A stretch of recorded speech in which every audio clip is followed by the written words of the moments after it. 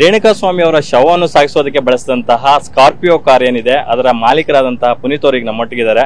Sir, ಈಗ ನಿಮ್ಮನ್ನು ವಿಚಾರಣೆ ಕರೆದಿದ್ದಾರೆ, ಏನ್ ಹೇಳ್ತೀರಾ ಸರ್ ಈ ಬಗ್ಗೆ? ಸರ್ ಏನಿಲ್ಲ, ಇವಾಗ ಆಕ್ಚುಲಿ ಗುರುವಾರ ನಾಗಣ್ಣ ಫೋನ್ ಮಾಡಿದ್ರು ಗಾಡಿ ಬೇಕು ಅಂತ. ಅವರು ಹೇಳಿದ್ದೇನಂತಂದ್ರೆ ಮೇಕೆ ತೊಗೊಂಡೋಗ್ಬೇಕು ಚಿಕ್ಕಬಳ್ಳಾಪುರದಿಂದ ಅಂತೇಳಿ ಇದು ಮಾಡಿದ್ರು.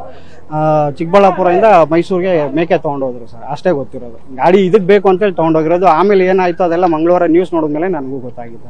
ನೀವು ದರ್ಶನ್ ಅವರ ಮತ್ತೆ ಡಿ ಕಂಪನಿ ಆದಂತಹ ಒಂದು ಪೇಜ್ ನ ಎಲ್ಲ ನೀವೇ ಹ್ಯಾಂಡಲ್ ಮಾಡ್ತಾ ಇದ್ದಿದ್ದು. ನಾನು ಒಂಥರ ಹೇಳ್ಬೇಕು ಅಂದ್ರೆ PRO ತರ ದರ್ಶನ್ ಸರ್ದು ಅಫಿಷಿಯಲ್ ಮೀಡಿಯಾ ಏನಿದೆ ನಾನೇ ಹ್ಯಾಂಡಲ್ ಮಾಡ್ತಾ ಇರೋದು. ಈಗ ನಿಮ್ಗೆ ಯಾರು ಕಾಲ್ ಮಾಡಿದ್ರು, ಏನಂತ ಹೇಳಿದ್ರು ಅಂತಕ್ಕಂಥದ್ದು? ಸರ್ ನಂಗೇನಿಲ್ಲ, ಸ್ಟೇಷನ್ ಇಂದ ಫೋನ್ ಬಂದಿತ್ತು, ಅದಕ್ಕೋಸ್ಕರ ಬಂದೆ.